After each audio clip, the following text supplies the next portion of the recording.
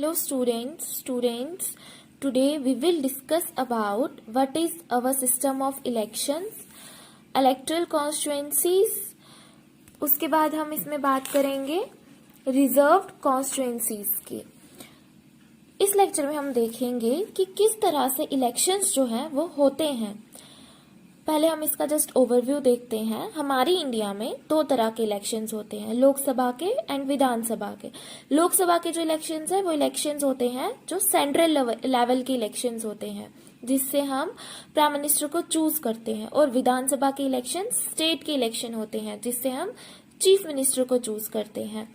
जो विधानसभा के इलेक्शंस होते हैं वो कैसे होते हैं, कुछ स्टेट्स में अभी इलेक्शंस हो रहे हैं और कुछ स्टेट्स में बाद में हो रहे हैं।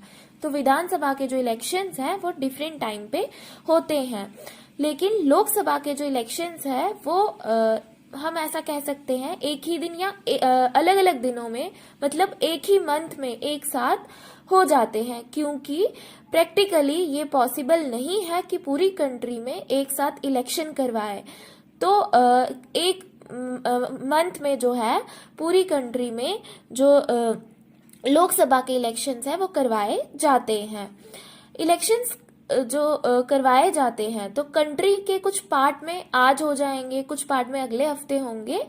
तो एक डेढ़ महीने में इलेक्शंस हो जाएंगे। जैसे अगर 2019 में जो इलेक्शंस हुए तो उसमें भी एक मंथ के अंदर ही पूरी कंट्री में इलेक्शंस हो गए थे और प्राइम मिनिस्टर को इलेक्ट किया जाता है। तो वो लोकसभा के इलेक्शंस होते हैं और विधानसभा के इलेक्शंस चीफ मिनिस्टर को चूज करने के लिए, इलेक्ट करने के लिए होते हैं।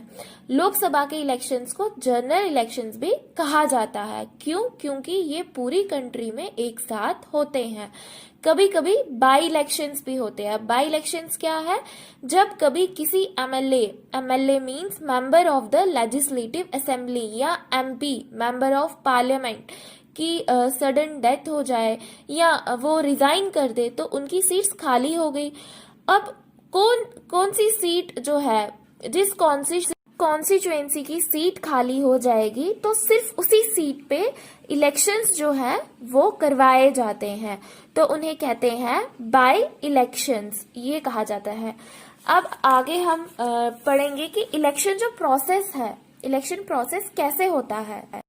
पहले हम समझ लेते हैं गवर्नमेंट ऑफ इंडिया के स्ट्रक्चर के बारे में। भारत का संविधान फेडरल सिस्टम को फॉलो करता है।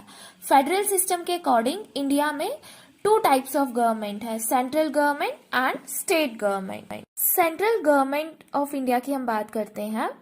Parliament of India is the supreme legislative body of Republic of India. मतलब Parliament of India two houses से मिलकर बना है, राज्यसभा एंड लोकसभा। राज्यसभा को अपर हाउस भी कहा जाता है और लोकसभा को लोअर हाउस भी कहा जाता है। पार्लियामेंट अपने इन दो हाउसेस की मदद से लॉज यानी कानून बनाता है और लॉज पार्लियामेंट से पास होने के बाद प्रेसिडेंट के द्वारा उसको पूरे देश में लागू कर दिया जाता है।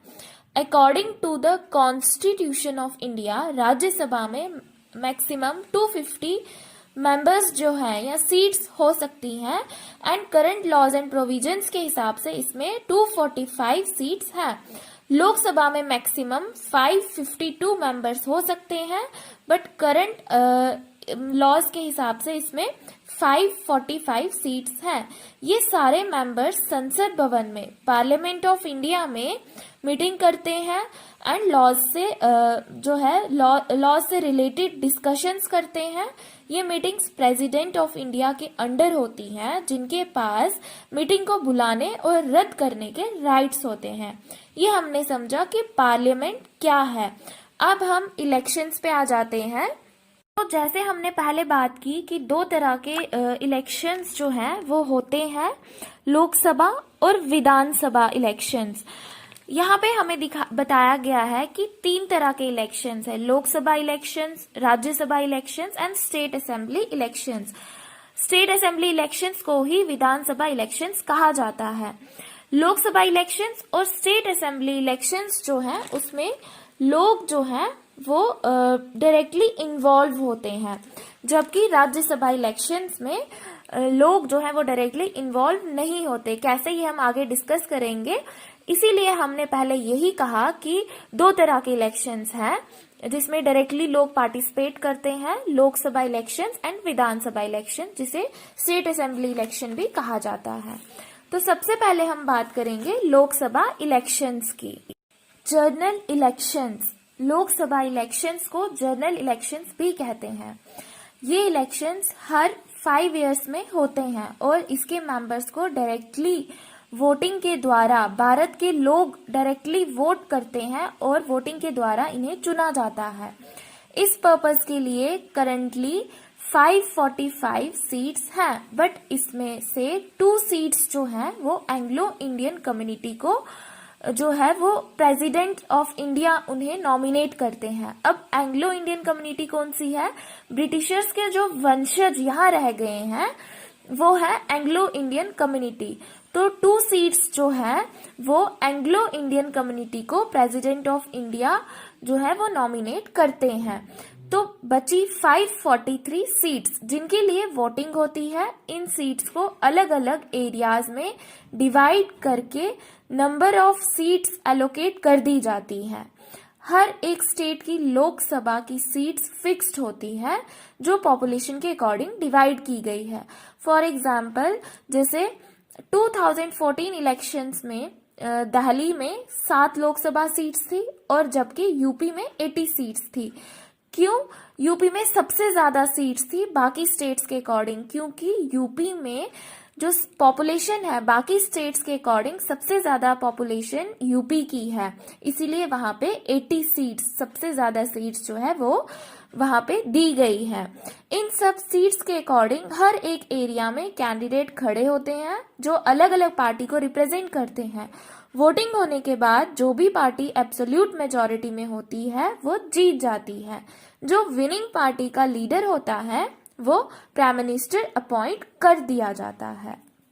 तो ये था लोकसभा इलेक्शंस। नेक्स्ट है राज्यसभा इलेक्शंस। राज्यसभा इलेक्शंस जो है वो लोकसभा इलेक्शन से काफी अलग होते हैं।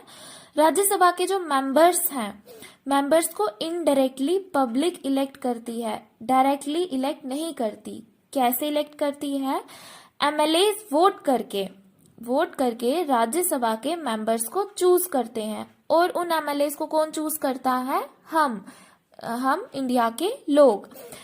250 मेंबर्स जो हैं वो कहाँ, सीट्स जो हैं वो राज्यसभा में है, जिसमें से 238 मेंबर्स को अलग अलग स्टेट्स एंड यूटीज में यूनियन टेरिटरीज के एमएलएज इलेक्ट करते हैं और बाकी की जो 12 सीट्स हैं 12 मेंबर्स को प्रेसिडेंट ऑफ इंडिया अपॉइंट करते हैं। कुछ कंडीशंस होती हैं इसकी। कंडीशंस ये है कि ये जो प्रेसिडेंट ऑफ इंडिया जो जिन 12 लोगों को अपॉइंट करेंगे उन्हें स्पेशल नॉलेज होना चाहिए। किसका? आर्ट, साइंस, लिटरेचर या सोशल साइंस का।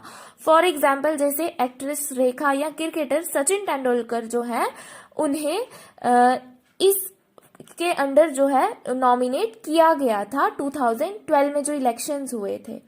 हर स्टेट की राज्यसभा सीट्स जो है वो फिक्स्ड होती हैं।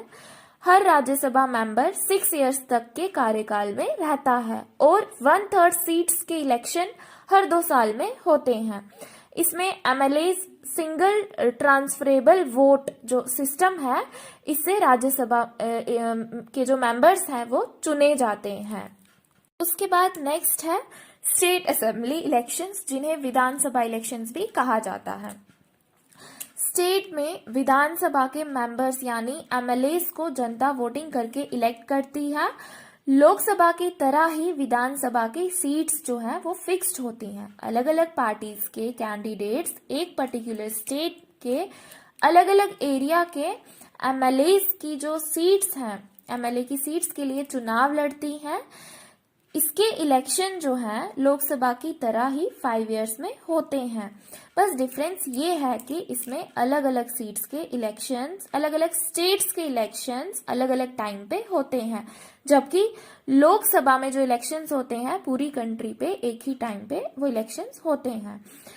तो जो भी पार्टी एब्सोल्यूट मेजॉरिटी से जीत जाती है और उस स्टेट में उनकी सरकार बन जाती है और मेजॉरिटी में इलेक्टेड एमएलएस अपने लीडर को as a chief minister of the state choose करते हैं। अब अगर कोई भी पार्टी 50% से ज्यादा वोट ना जीते तो जिस पार्टी के पास सीट्स हैं वो पूरी पार्टी के दूसरी पार्टी के साथ अलायंस करके मींस गठबंधन में सरकार बना सकती है। फॉर एग्जाम्पल 2013 में दिल्ली विधानसभा इलेक्शन जब हुए, वहां टोटल सीट्स जो थी वो 70 थी, मेजॉरिटी 36। तो बीजेपी को वहां 31 वोट्स मिले, आम आदमी पार्टी को 28 और कांग्रेस को 8। बीजेपी ने वहां 31 सीट्स जो है वो जीती, आम आदमी पार्टी ने 28 और कांग्रेस ने 8। यहाँ फर्स्ट प्रेफरेंस बीजेपी को मिली कि वो किसी भी पार्टी के साथ अलायंस करके गठबंधन बना के अपनी सरकार बना सकते हैं, बट वहां बीजेपी ने किसी भी पार्टी के साथ गठबंधन में सरकार नहीं बनाई। तो फिर आम आदमी पार्टी ने जो है आम आदमी पार्टी को सेकंड प्रेफरेंस दी गई और आम आदमी पार्टी ने कांग्रेस के साथ गठबंधन में अपनी सरकार बनाई। तो इस तरह से जो इलेक्शंस हैं वो होते हैं। एक पर्टिकुलर ज्योग्राफिकल एरिया में फिक्स कर देते हैं कि यहाँ से एक लीडर चुन के आएगा, इस एरिया के लोग सिर्फ इसी लीडर को चूज करेंगे। अब जैसे प्राइम मिनिस्टर जो हमारे बनते हैं, आपको क्या लगता है कि आप डायरेक्ट प्राइम मिनिस्टर को वोट देते हैं? नहीं, हम डायरेक्ट प्राइम मिनिस्टर को वोट नहीं देते। क्या करते हैं, हमारे एरिया से एक कैंडिडेट को चूज करते हैं जो किसी पार्टी से बिलोंग करता है, चाहे वो बीजेपी पार्टी का हो, आम आदमी पार्टी का हो या कांग्रेस का हो, और हम अपने कॉन्स्टिट्यूएंसी से एमएलए या एमपी को चूज जब करते हैं तो पूरी कंट्री में जितनी भी कॉन्स्टिट्यूएंसीज होती हैं और वहां से सारी कॉन्स्टिट्यूएंसीज के जो लीडर निकलते हैं उसमें जिस पार्टी के लीडर की एब्सोल्यूट मेजॉरिटी होगी वो पार्टी जीत जाती है और फिर उसी पार्टी का कोई लीडर हमारा प्राइम मिनिस्टर जो है वो बन जाता है। 543 जो हमारी कॉन्स्टिट्यूएंसीज है वो पूरे इंडिया में जो है डिवाइड की गई है, मतलब हमारे पूरे इंडिया में जो कॉन्स्टिट्यूएंसीज डिवाइड हुई हैं वो कितनी है? 543। नेक्स्ट हम बात करेंगे रिजर्व कॉन्स्टिट्यूएंसीज। इसमें हम क्या पढ़ेंगे कि रिजर्व कॉन्स्टिट्यूएंसीज क्या है और कहाँ कितनी रिजर्वेशंस किसे मिली है। हमारे कॉन्स्टिट्यूशन में ओपन इलेक्टोरल सिस्टम है, सभी लोगों को आजादी है, सभी लोग पार्टिसिपेट कर सकते हैं इलेक्शंस में, सब रिप्रेजेंटेटिव्स को चूज कर सकते हैं और कोई भी रिप्रेजेंटेटिव बन सकता है। अब जब ओपन इलेक्टोरल सिस्टम है, ओपन इलेक्टोरल कंपटीशन होता है, मींस आपने एक तरह से सबको इक्वालिटी प्रोवाइड कर दी है कि आप सब इलेक्शंस में पार्टिसिपेट कर सकते हैं, सब अपने आप को रिप्रेजेंट कर सकते हैं और अपने रिप्रेजेंटेटिव को चूज कर सकते हैं। इसके चलते क्या होता है, जो वीकर सेक्शन होता है, सोसाइटी का जो कमजोर वर्ग होता है, सोसाइटी का मतलब उसे वहां एक फेयर चांस जो है वो नहीं मिल पाता है कि वो इलेक्शंस जीत सके। क्यों? क्योंकि वो जो है एक पिछड़ा हुआ वर्ग है, कमजोर है। अब कमजोर है वो सेक्शन, तो वो सेक्शन इलेक्शन में जीतने की पॉसिबिलिटी नहीं रखता है, तो उसके लिए कुछ बेनिफिट्स देने होंगे जो जरूरी हैं। अगर हम वो बेनिफिट्स उन्हें नहीं देंगे तो वो कभी भी जो है आगे नहीं बढ़ पाएंगे। अब वो सेक्शन कमजोर क्यों है, उसके पीछे क्या कारण है? लैक ऑफ रिसोर्सेज, मतलब उस सेक्शन के पास संसाधनों की कमी है। जैसे इलेक्शन में जिस मनी की पैसे की जो रिक्वायरमेंट है या पावर जो चाहिए वो उनके पास नहीं हो, वीकर सेक्शन के पास ना हो, एजुकेटेड वो नहीं हो, ज्यादा शिक्षित नहीं होंगे वो ज्यादा, तो वो क्या होगा कि उस सेंस में वो पार्टिसिपेट जो है वो नहीं कर पाएंगे इलेक्शन में एक और उनका जो उतना इफेक्टिव रिजल्ट है वो नहीं ला पाएंगे। कॉन्टेक्ट्स नहीं होते हैं उनके, नेटवर्किंग जो है वो ज्यादा नहीं होती, तो इन सारे कारणों से वह कमजोर कहलाते हैं। वह कमजोर क्यों कहलाते हैं? क्यों वह कमजोर इसलिए कहलाते हैं क्योंकि उनके पास संसाधनों की कमी है।